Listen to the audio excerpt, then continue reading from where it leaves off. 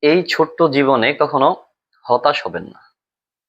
আমরা দেখি যে মানুষের রোগবালাই, বিপদ-আপদ কিছু হলেই আমরা হতাশ হয়ে যাই। হায়, হায় এ বুঝি শেষ। এই বুঝি সব শেষ। এ বুঝি আমি বাঁচলাম না। হুম?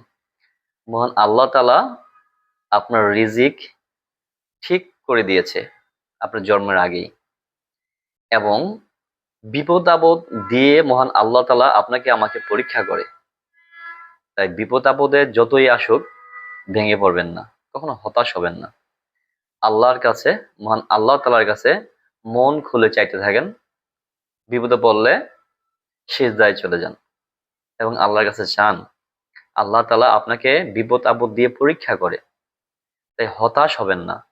যত বিপদে আসুক ধৈর্য ধারণ করবেন যে এই বিপদের পরে অবশ্যই মহান আল্লাহ তাআলা আমাকে সুখ দিবে, ভালো কিছু দিবে। আল্লাহর প্রতি বিশ্বাস রাখুন, কখনো হতাশ হবেন না।